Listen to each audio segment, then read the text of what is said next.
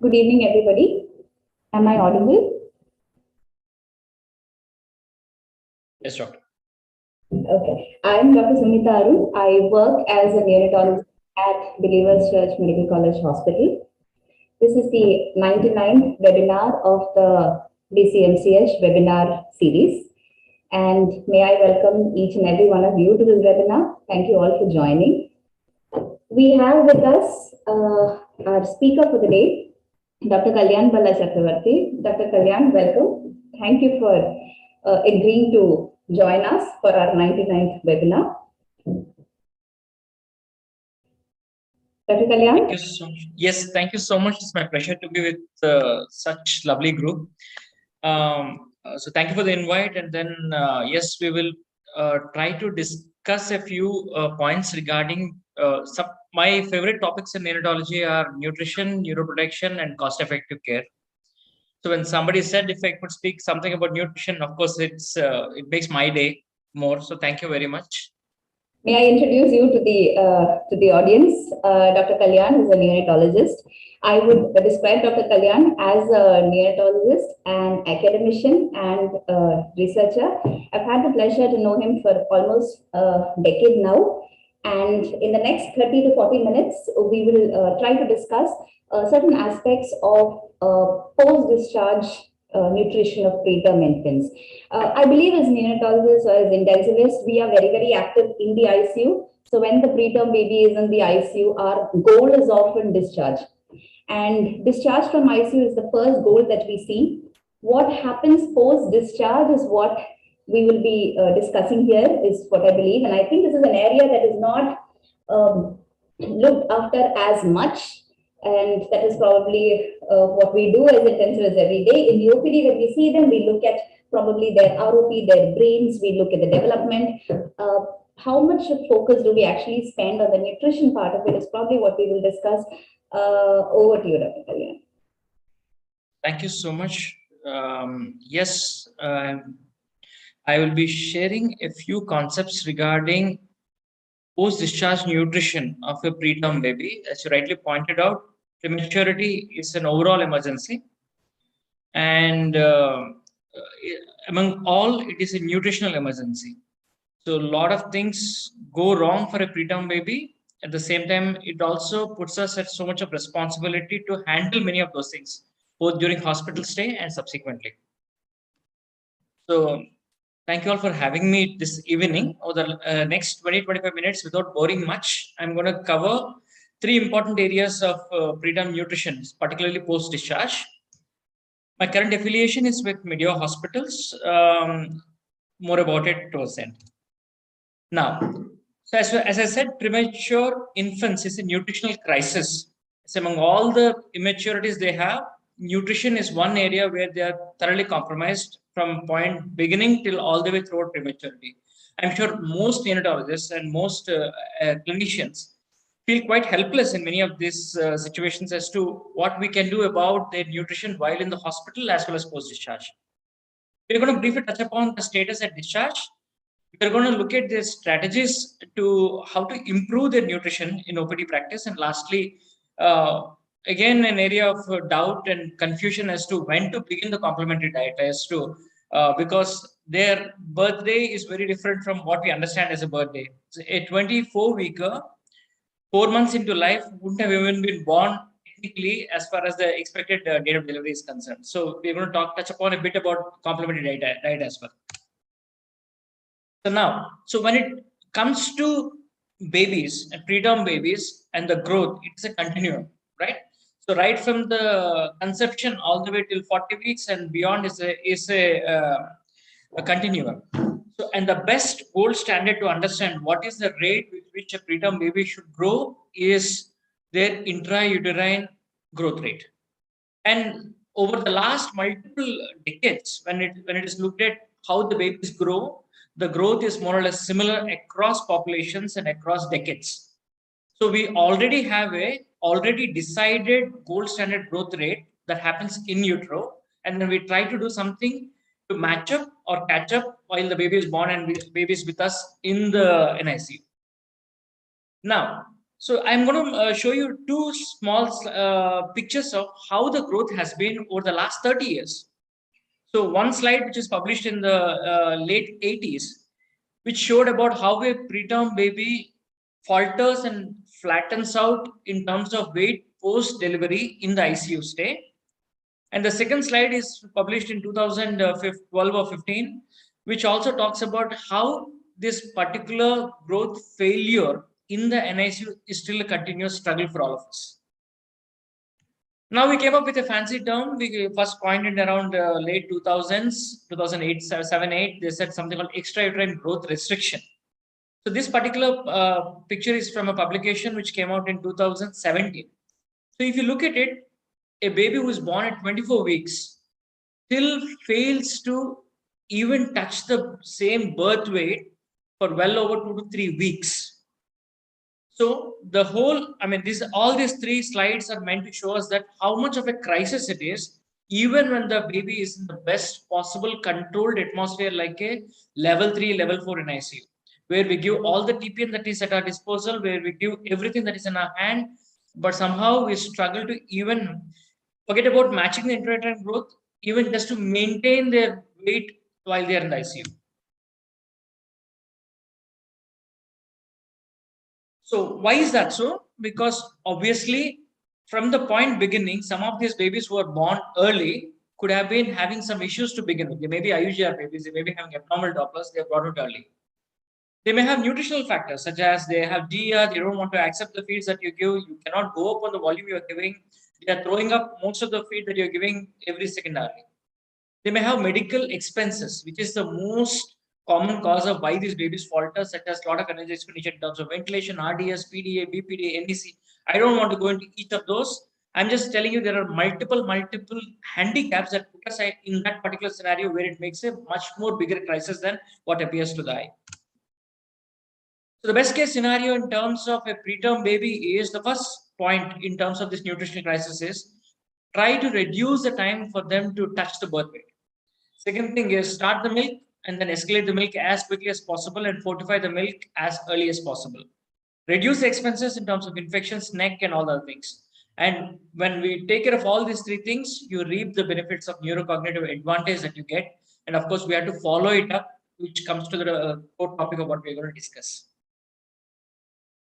So while in the hospital, most of us pediatricians and neonatologists, what we do, we try to start with early aggressive nutrition. We try to give human milk as much as possible, fortify it, adequately supplement those babies, kangaroo mother care.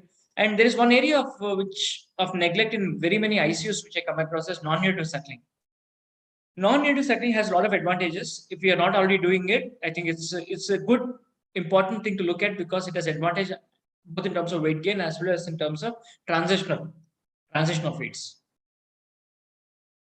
Now, while we are in the ICU as well as at the time of discharge, we do now have strong recommendations. I love this particular paper which came out in 2007-10, because this is a particular group that woke up after 27 years and revised the data that is needed for the babies at the time of discharge.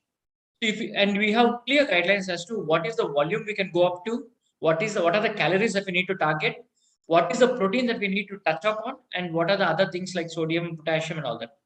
To simplify this, when it is broken down, we do come across babies on full oral feeds on express mother milk, on certain amount of fortification, and with supplements such as multivitamin and vitamin D, depending on how much we already match up with HMF, human milk fortifier.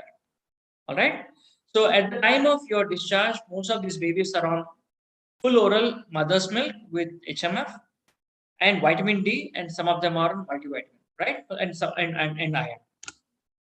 Now, why so much of struggle about what is like? See, most of us at my age, people are struggling to lose weight. So why are we so worried about gaining weight in the first place? What is the big deal about weight gain? See, most of us are well aware that weight gain directly translates to their IQs post when they become 18 months, 24 months, 36 months, and so on and so forth.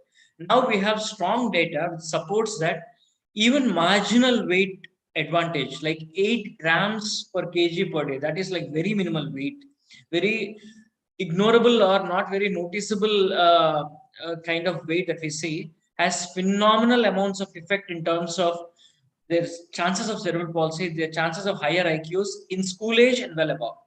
So yes, nutrition is important. Nutrition is important from point zero, and then we have to focus upon it not just at the time of discharge, but also in subsequent follow-up.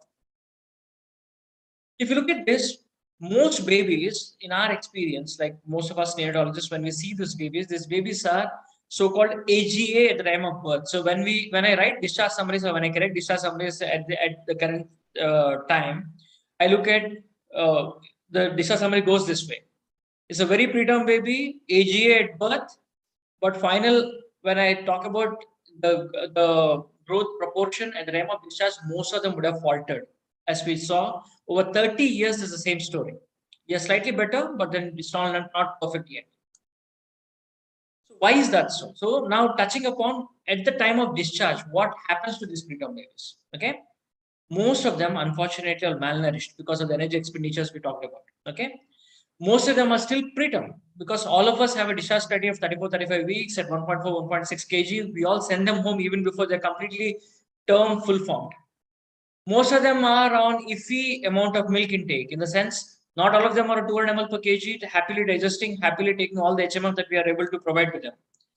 And their nutritional indices, like if you look at a 37-weeker, I will, like when you see a cord blood hemoglobin, or when you see the first 24-hour hemoglobin, which is done for whatever reason, you see hemoglobin touching 18, 17. So they're all nicely loaded with all the nutrients possible. You think about your preterm baby at the time of going home, the hemoglobin is just sitting on the wall at 10, 11, whether to transfuse, not to transfuse, that kind of situation. Like even 8, 9, whether to transfuse, not kind of transfuse situation. So they are already compromised nutritionally in terms of borderline anemias, higher alkaline phosphatase. So where we all know babies struggle in terms of OOP, that is osteopenia prematurity. So how does that make their life difficult? With that, they will have very fragile chest walls. They will have a lot of distress, which appears to be a lot of. So they spend a lot of energy in terms of how much they are taking and how much is actually wasted in the process of them connecting their day-to-day businesses. Now, so when asked, okay, so then when my good friend asked me if I could be a small seminar, then I just asked around a few of my colleagues in India, a good bunch of pediatricians as to what do they do when a baby is going home, or what do they do when the baby is followed up in their clinic? Okay, so what is that they need technically as far as nutrition is concerned? There is a big bridge, like what a heavy, busy practitioner like my friend and many of our colleagues in India. Once they are done, delivered 34 weeks, 1.5 kg, their day-to-day businesses are no longer our business. In the sense they are handed over to good colleague pediatricians. We only touch them upon at 3 months, 6 months, 9 months, look at their brains, look at their IQs, and we are happy and we are very proud about what we have achieved. But their day-to-day business, the very first week they come back, or the 2 weeks they come back from home, and subsequently every frequent visits and all, they generally touch upon pediatricians. At least that had been the culture as long as I was in India. Now, when I ask my pediatric friends in India, the commonest answer they get is majority of the babies are on term formula. So they are on whatever is readily available term formula. Good number are on preterm formula till 37, 38 weeks, then they switch to term formula. That's the usual practice. And if they feel the baby is not doing well, then we have this energy-rich formula like 1 kilocal per ml of kcal ml per ml formula, which they switch to that. So a baby who is on term formula switches to completely energy-rich formula so that they catch up very quickly. That is the usual practice. Okay. Now, is that all right? That brings us to my next point as to what does the preterm baby need at the time of discharge? Okay, they cannot be term equivalent for a simple reason that they're already compromised to begin with. They have nutritional deficiencies. We need to address all of them. They need a formula, or they need a milk source that is of high in protein, high in energy, high in calcium, high in phosphorus, and whatever other macronutrients that we need to give as far as the chart which I just showed you guys. I'll share the PowerPoint so that we can share that particular reference targets for all the preterm babies post discharge as well. Now, just to throw a comparative picture about what happens to their energies, calories, protein, and all this stuff. If you look at mother's human milk, okay, even in the preterm delivered preterm milk in the mother, by the time she delivers, she comes to the point of discharge, her milk will be more or less similar to mature milk, which will be marginally elevated protein, but barring that, everything else is more or less similar to term milk. Okay, so if you look at it, there is a startling difference between a human pure milk or a term formula versus preterm formula. That's all that is available that in our Indian markets. In the West, in the UK, and in UAE, and in US, you get something called post-discharge formula, which probably I heard that it is going to be launched in India this year, 2020, not this year, 2023. That is somewhere a bridge between a preterm formula and an enriched form. So if you look at it, clearly a baby who is getting discharged from NICU seems to be slightly compromised if they're only on either just pure human milk or term formula. So leaving my emotions aside, is there any study that talks about the same? Okay, so this particular study is published roughly 30 years ago. So the reason why I'm tracking these studies as old as that, because this is something which we need to act upon, so that the information is out there for over decades and we need to do something about it, right? So they tracked babies who are less than 32 weeks, who are less than 1850 grams. Okay, and they chose to give between post-discharge formula versus term formula from the time of discharge to all the way till 9 months. And they tracked these babies and saw what happens to their growth indices. Clearly, 30 years ago, it was documented that all these babies did much better on post-discharge formula than the pure term formula. So all my friends who reported back saying that they are giving term formula, I corrected them right away. Said that term formula is no longer a choice and never been a choice in the last 30 years. Now, if you look at other things like bone mineral content, and then so which indirectly translates to what happens to the anthropometry of the children in terms of height, because these are long-lasting things. A child left stunted will remain stunted for the rest of their lives, right? Clearly, post-discharge formula did way better than simple term formula. The information is more or less similar even from the US. So this is from UK, this is from US, and then sorry about that. Okay, now let's say a good chunk of our babies are on mother's milk. So forget about formula for some time. What happens if the baby is on mother's milk? So whether the baby is okay, there is a lot of phobia in the same information that is gathered. There is a lot of phobia about adding human milk fortifier to babies post discharge, because what if the baby gets infected at home? What if there is NEC that's happening later because of infection at home? So now the responsibility falls on our shoulders to train the mothers in such a way that they don't allow infections to happen. Okay, having said that, is there any evidence, hard evidence to look at if we give fortified milk to the baby versus just pure human milk? What's the major difference? Interestingly, this particular study is published, I think, about 20 years ago. The milk intake is volume-wise is much more if it is pure human milk.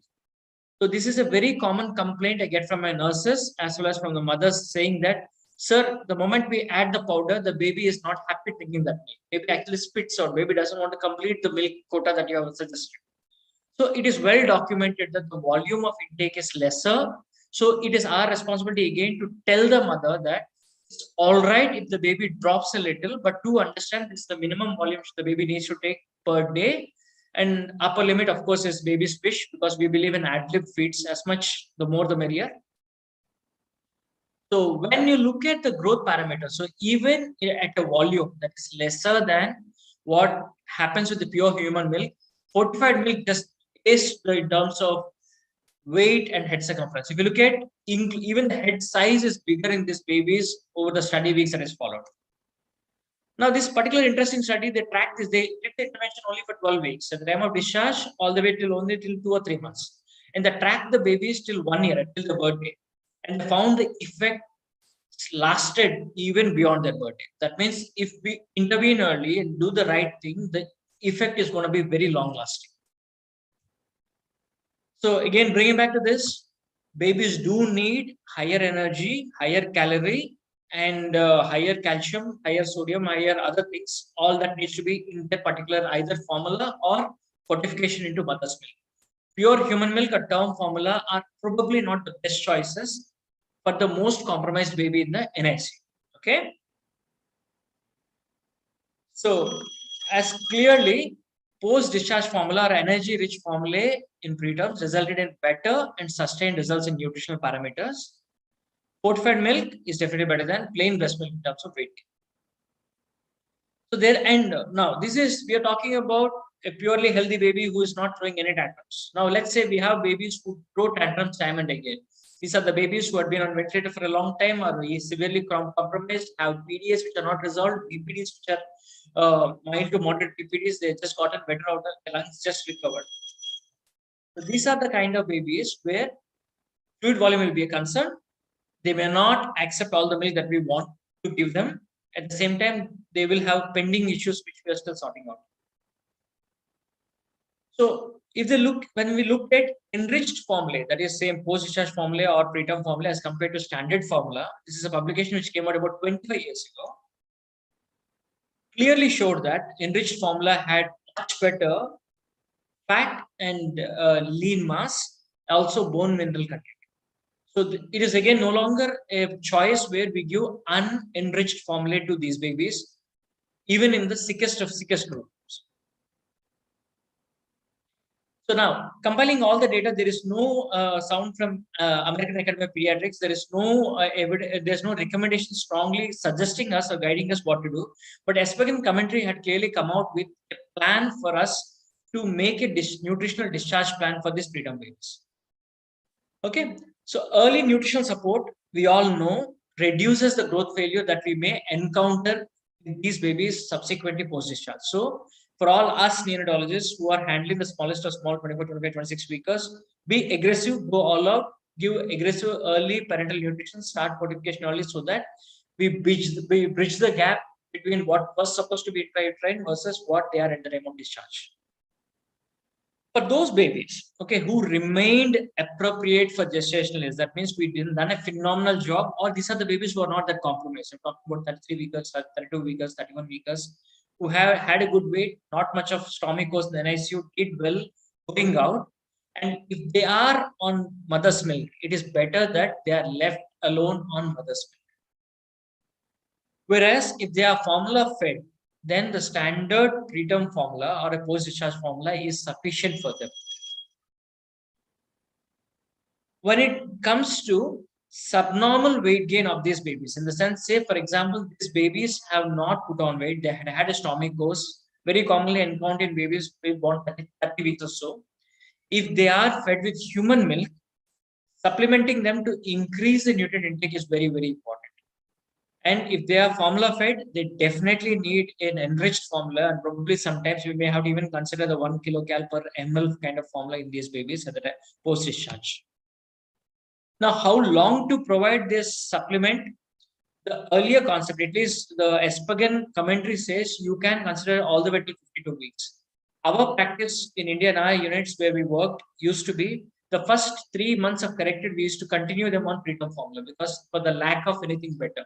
We did not have a post-discharge formula available in the country. So for those preterm babies who had growth faltering in the NICU, we put them and allowed them to continue preterm formula all the way till 52 weeks. All right. Here in this world where we have post-discharge formula, we give till 52 weeks and we assess their growth and nutrition again at 52 weeks. And we extend it all the way till 6 to 9 completed corrected gestational age months. So coming to a post-discharge screen, all units, all of us should have a screening protocol or a nutritional plan for all these babies post-discharge. I have a beautiful paper which I'll share with my friends so that this can be available for all of us, which has a nice good checklist as to what was the baby's birth weight, what is the current weight, what is the birth weight, what is the centile at birth, what is the centile at discharge, and how do we go about it. The first question we need to ask ourselves is the baby feeding well or feeding enough or not? Second question is the baby's weight gain throughout the ICU or throughout our pre-discharge planning is adequate or not?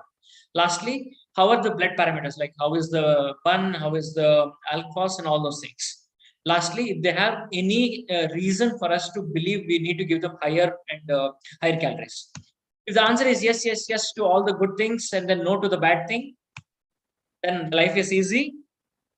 If they are on breast milk, we try to continue them on breast milk. We try not to supplement them. If they are on formula, then we allow them to be on standard formula. And this is the group where we are not that worried about the nutrition, even post-discharge. Now comes to the tricky part about ones where the answer is no, no, no to all the good things and yes to the bad things.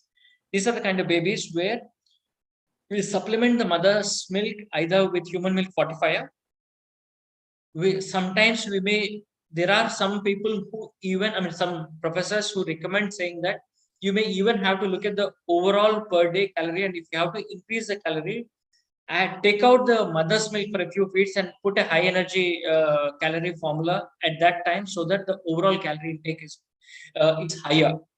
Whether that recommendation holds good for a developing country like India, I'm not sure. But then, as much as possible, fortify the milk so that you are able to give higher calorie and protein.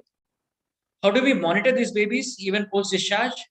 Depending on how compromised they are, we need to decide and make a plan on how frequently we need to repeat their anthropometry and then blood parameters, and so thereby they are on close follow-up so that we don't miss out on their growth faltering. Because remember, this is a window. If we miss the window, we are going to have a grossly malnourished, wasted, stunted baby, which, yes, if the IQ is good, but then even other things also do matter. To summarize so far, while in NICU, prevent weight loss, minimize the time to weight gain, aggressive nutrition. At the time of discharge, conscious, clear planning of discharge nutrition of the baby.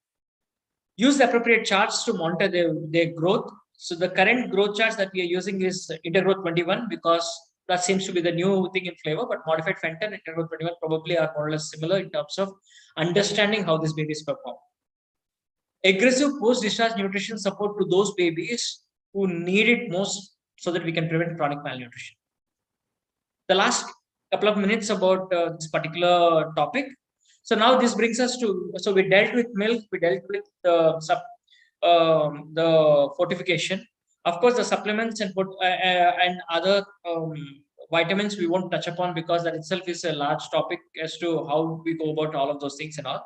We do understand that we need to give iron at least at 4 to 6 milligram per kg per day in the first year of life, and multivitamin all the way till first year of life, and then vitamin D at least 1,000 international units all the way till first year of life is what the recommendation. Much more than what we give a term baby. Now, complementary diet. Okay, so like I bring back the original situation where we started with. We said a baby boy born, that's not a boy, baby born at 24 weeks. At the end of 4 months, is still not. It just completed their gestation. While in some parts of the country, still 4 to 6 months is a gray area for planning the complementary feed. This boy just started to live. This baby 2.5 kg or less than 2.5 kg to begin with. So is this baby ready for a complementary feed? Do we even dream about giving a 2.5 kg baby some solids? Obviously not, right?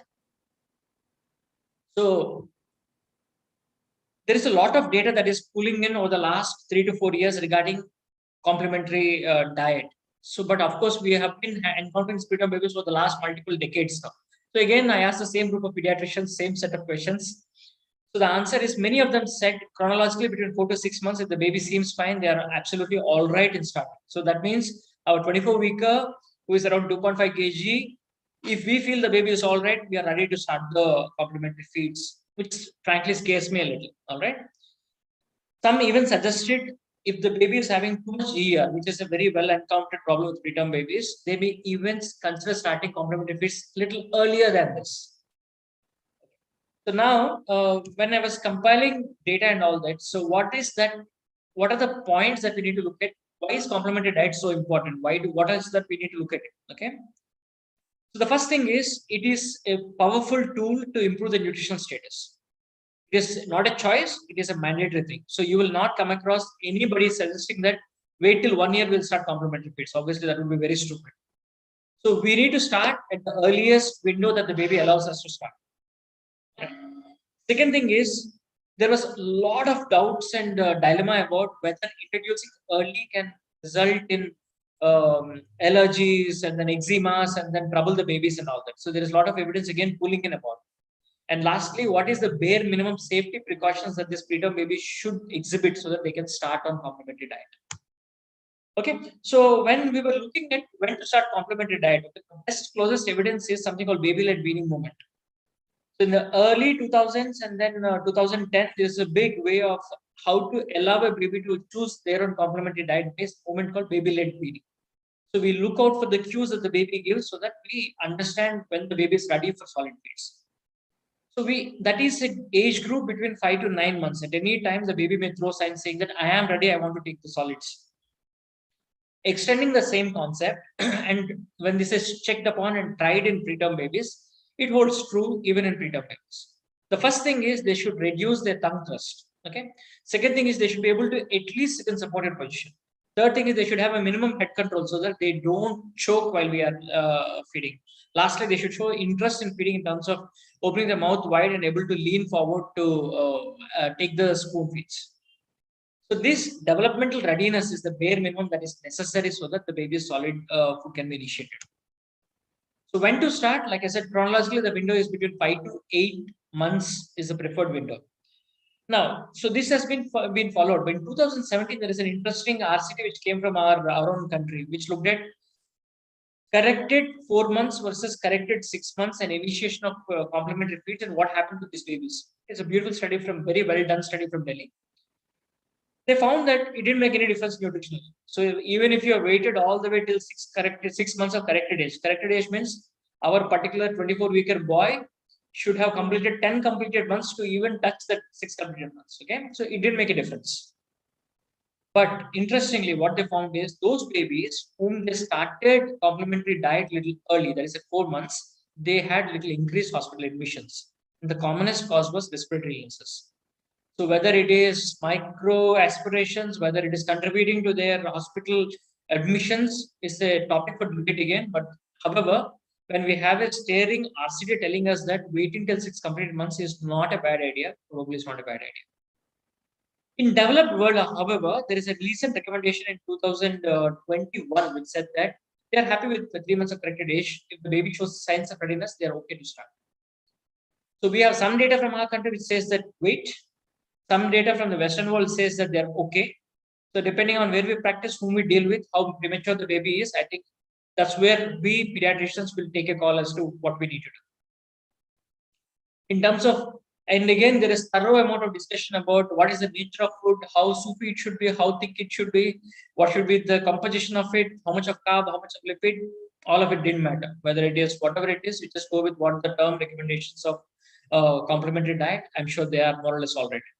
In the subgroup of oromotor disability and in the subgroup of BPD, PDA, and existing pre-existing comorbidities, their developmental readiness is all that dictates whether they're ready or not, and there's no other hard parameter that can tell us whether we can start or not. So summing up, have a clear discharge nutrition plan for the baby right from the NICU. It will be of great help for neonatologists as well as for the pediatricians who are subsequently following them up, and the subsequent doctors whom they will be following with, so that it becomes easy for them to make a planning. The plan could be different for an adequately growing, not very compromised borderline preterm baby versus a completely UGR, that is an extracted growth restricted baby who is born very preterm in the NICUs. Fortification high energy feeds are probably needed for all the babies who suffer UGR. Complementary diet, the cue should be a developmental cue. We probably need to spend a little time to either get the history from the mother or do it ourselves. Probably we just need to give the spoon to the baby and see if they're ready or not, and check the whole head holding and all. In India, corrected age of 6 months is possibly better until new evidence evolves, so that it is safer for us to recommend what we need to recommend. Nature of food and other things barely mattered in terms of this, so probably we can stick to our good old recipes what we have. I have a set of recipes that are there on paper in my clinic, which I just give it off to parents, and they're very happy with that. We can probably stick to that. Thank you very much. Thank you for this lovely opportunity. Thank you, Kalyan. Hello? Yes, I can, please. Thank you very much, Kalyan. I think in the last, say, 30 minutes or so, you've successfully taken us through the post-discharge nutritional planning of preterms. So I think you've concentrated on how it is important to fortify breast milk. And if at all we are in a situation where we're using formula rather than sticking to the standard term formula, probably go to a higher calorie formula is what you said. So rather than stick to the 67 to 70 kilocalorie formula, maybe go to a preterm formula, which is say 80 kilocalories. And you would like us to continue that till 52 weeks is what you said. But I think there is a common practice of switching at 40 weeks. People tend to see that the baby is term and then switch quite suddenly. But I think there is decent evidence against that. And to say that if you continue beyond 40 weeks, there is adequate weight gain. I'll just leave this floor open for discussion. If anyone has any questions, would you like to raise it here or leave it in the chat box for us to pick it up?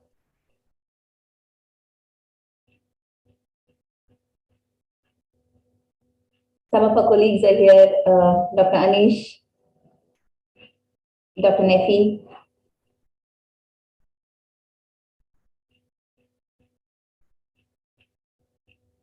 Dr. Mino. So while they take time to respond, let me just continue to ask you questions. So how long do you normally fortify? You fortify the feed until, or fortify the milk? So again, like I said, when we were looking at all the evidence and practices across the globe, and because since many of these are not thoroughly tested against a proper evidence-based approach, I was surprised when I saw that people do fortify all the way till 6 to 9 months, periodically assessing whether the baby is catching up, whether the baby is maintaining the growth and nutrition that is there. So in our practice, we still are stuck with the usual practices of fortifying all the way till 2.5 kg and get a little worried after that. But I think there is now enough evidence to even suggest that probably prolonging the fortification, especially in the most compromised of babies, does make a difference.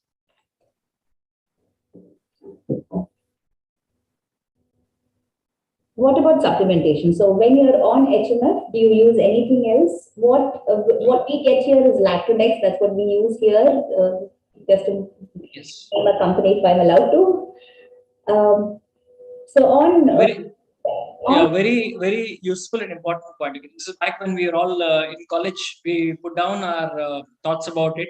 So we made a list of all the HMF companies that are available. So in India, currently we have 2 companies, Lactodex HMF, and then we have 3 now. Lactodex HMF, Prenan, and then Mother's Milk Fortifier from Neolacta.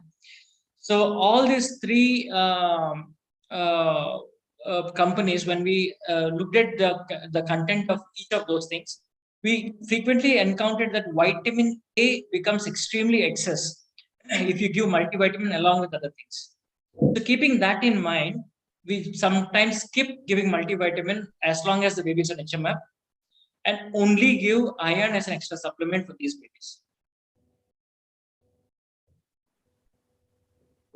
Let me just take a question. The question is, along with HMF, can we add MCT oil to mother's milk? So, I mean, so there was, okay. So back when we first started doing the neonatology practice and all, that used to be a very standard practice of adding MCT oil, parachute oil, all sorts of oils to milk so that it would help in weight gain. It did help in weight gain. Babies got home quicker and a lot of things happened during those days and all that. But however, it was not found to be a very healthy approach as far as the body mass composition studies were concerned.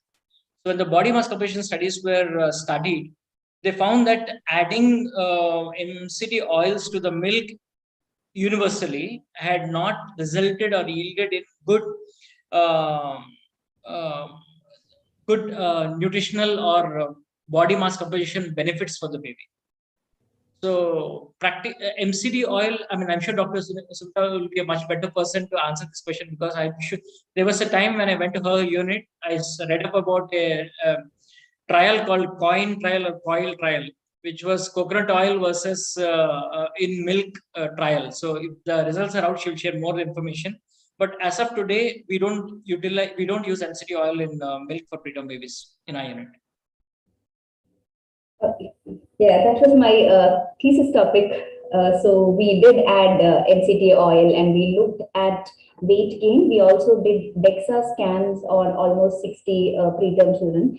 And that even though there was weight gain, it wasn't significant and it clearly did not improve the lean mass content. So MCT oil, at the end of it, is probably like Dr. Kalyan says, it is empty calories, which does not improve the lean mass content. May I take one more question? Is it always necessary to start HMF initially in half dilution? So I think the 1 gram in 25 ml, which is the recommendation. However, a lot of people do start, say, 50 ml and then eventually come down to what is necessary. So that is practice as far as I understand. Is it necessary to go through that, Dr. Kalyan? Okay, very interesting question, because I was looking at where this actually ideas, where this suggestion has come from and all. I was trying to find on paper. So there was a beautiful paper that was published under the authorship of Dr. Sarodatta from BJ Chandigarh. So needless to say, one of the star academicians of our country. All right. So in his paper, he did mention it's better to start with half dilution, and then once you understand the tolerance of the baby, then you can move on to full strength. Since there is no study to refute or support that, and still we have a good academician who put it on paper, is it a good practice? It's a good practice. It is a time-tested practice, so probably we can do that. Is it necessary? Let me share anecdotal evidence, information, which is that many units, when they started the HMF and all that, where they were not aware that it has to be done half dilution. They did in full dilution, did not ever encounter any problem. So if we do a trial, I'm sure we will probably come with no issues as far as tolerance is concerned. But is it a practice? It is a practice that is being done across almost every unit in the country, as well as our country influenced practice. One more question. What if the preterm baby has moderate to severe GERD? So thank you for that question. So the moderate to severe GER, then we will obviously be stuck in two scenarios. One, how much calories we can actually give the baby at the time of discharge. So that again leaves us with the same tabular column as to how discharge planning at the time of discharge from the NICU. Second area where we find this problem again with moderate severe GR is when these babies begin to become very active, they're rolling over, they're doing this and that and all that, and they tend to spit out a lot. And so would that recommend an early weaning? No. So at the time of NICU and NICU stay and discharge, probably we will look at the discharge planning nutrition chart, where if we are compromised on the volume, we have to make it calorie dense so that the baby touches the calories. At the time of weaning, or at the time of not weaning, sorry, it's a very horrible word. At the time of complementary feeds, should we consider giving early complementary feeds? Possibly not. Again, left to individual practice. But in a baby who is doing well, in the sense, in a baby who is appropriate for their weights and then following the centiles well, the choice is definitely ours to take, because there probably we won't be compromising much. But in a baby otherwise who is not doing that well on the charts also, probably they'll land up more in hospitals like the Indian RCT pointed out. Hi, Dr. Kalyan. Am I audible? Yes, you're audible, sir. Please tell me. Yeah, hi, I'm Dr. Anish. I'm a colleague of Sumita. Nice meeting you, and this fantastic presentation. Thank you so much for this. Thank you so much. My question is actually with regards to office practices. Like, we have a preterm baby, say for example 26 weeker, following up in the OPD. How often do you check for metabolic parameters, and how and when will you act upon it? Like, for example, an ALP of 600 or 800, like, a gray area in my mind. And I just want to know, what is your practice? Fortunately, after aggressive fortification, and I'll just share with what is happening, the trends of what we are seeing, and then after that I'll probably try and give a more concrete answer to that. So we did used to see a lot of ALPs of 600, 800 back when we were in college, and then subsequently, because then the practice of nutrition was slightly different as compared to what we are doing now currently, right? So of late in our office practice, we are barely coming across ALPs that high in our day-to-day practice. be it because of the aggressive fortification from the beginning, or be it because of a lot of vitamin D from the point go, a lot of good amount of calcium that we take care of, good amount of phosphorus, which is the most important component of the whole OOP management. Now, coming back to how often do we do tests and all that, I'll be honest with you. If I were to go by the recommendation, it's weekly to at least once in 2 weeks. But we do not do that because that adds a lot of stress to both the family as well as baby. But on a trial mode, when you look at it, like for example, some of our fellow students, some of our PGs, when they have taken up topics for OP and then post-discharge nutrition, preterm babies and all that, we did religiously do 2 weekly testing of all these parameters, and we kept a track of all the values. Now, hard evidence exists that if your ALP is more than 750, that directly correlates with stunting in the baby subsequently post when they're growing up into their toddlerhood. So that's a very important area that we need to address. So if we are coming across ALPs which are more than 600 or ALPs which are increasing in number, then we definitely act upon by increasing the amount of either vitamin D or assessing them for vitamin D deficiency and act upon like a proper pure case of vitamin D deficiency.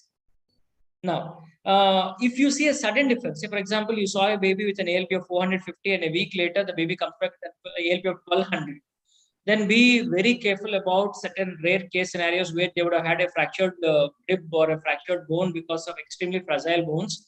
And a sudden jump in ALP, we always take a acute pathology into consideration. In the long run, in our practice, what we normally see is if a baby is well fortified and adequately supplemented, their ALP levels either remain stable or they actually come down over time.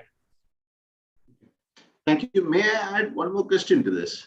Yes. What is your take on supplementing with calcium and phosphorus preparations, which we usually use in India, like for example, also pan? I have seen quite a few of my colleagues using it without giving it a thought, but I'm not 100% sure when I should actually be considering this. Yes, sir. So there are two schools of thought for the same thing, sir. I mean, unless there is a hard evidence that builds against it, we can't really take a stand. I'll tell you about both the schools of thought, what some of my friends have do, and then the other of my friends do as well. Okay, routine supplementation of calcium, some people are worried if it's unmonitored. Say, for example, a baby is on calcium, phosphorus, and too much of vitamin D, and the baby is lost for follow-up. We did come across, there's a case series from Bangalore which published about this unmonitored supplementation, babies lost for follow-up, came back with nephrocalcinosis. So whether the nephrocalcinosis was a result of certain other XYZ things or was it just purely iatrogenic is subject to debate, but then such colleagues have already moved away from calcium and phosphorus. So they add only when they find vitamin D deficiency. Now, the other school of thought is we do have a large buffer to play around. Calcium we have all the way till 800 to 12. I mean, vitamin D 800 to 1200. Calcium we have all the way till 120 to 140. Phosphorus we have 60 to 90. There is a good sector of freedom to play with. So we do add also and both calcium phosphorus preparations. One point, if I can take a hard stand on, is without phosphorus, supplementing pure calcium is probably not very evidence-based. Absolutely. There are some preparations which are widely used, freely available, but not for a preterm age group babies. Thank you so much. Thank you so much, sir. And if I could ask one last question. So, as we plot the growth parameters of the preterm on, say, one of the charts, say Fenton, and not at that, we don't use intergrowth as much. So I'll just stick to Fenton for this question. So say we're plotting the child's growth parameters on Fenton, and then you change to the WHO chart post 50 weeks, and you suddenly start plotting according to the corrected gestational age. Do you think that you're suddenly raising your bar a bit? Do you think we're trying to meet standards that are a little too much for a preterm baby to attain? Over the last 3 days, I was trying to find a hard evidence about how long we need to give the freedom for these babies to go by post-menstrual age versus their chronological age. All right. So some recommendations which don't have strong scientific backing up are there in terms of if you have a baby less than 26 weeks, then give them a leeway till about 24 months. If you have a baby less than 34 weeks, give them a leeway till about 18 months. If they have a baby more than 32 weeks, then probably 6 to 9 months and all. So you made a very nice point as to, are we raising the bar extremely high by jumping from post-menstrual age to chronological age just like that? So what I normally do, I'll tell you what I normally do. This may not be, since I could not find an evidence, I'm sure till we find a proper evidence-based guidance to this. What I normally do is, for a growth faltering baby, I give them a little more leeway for a little longer duration. I still use post-menstrual age even on WHO charts. And for those babies who are doing well, yes, I raise the bar for them, so that yes, it is probably time for them to catch up with the population. But the cutoff that most of senior practitioners use is 18 months. Till 18 months, they use the post-menstrual age, and after 8 months, they move on to chronological age. Very, very, very interesting point, and then of course a very useful point for us to ponder, so that it can become a useful topic for us to subsequently discuss as well.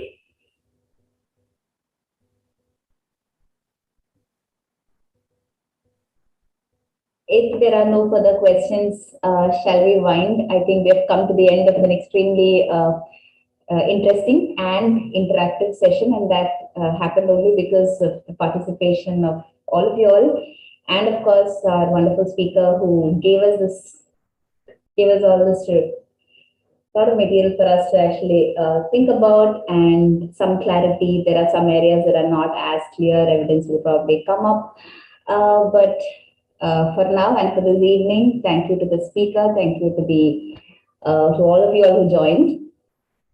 Thank you. Thank you so much for this lovely opportunity. Always a pleasure being part of this group. Thank you so much.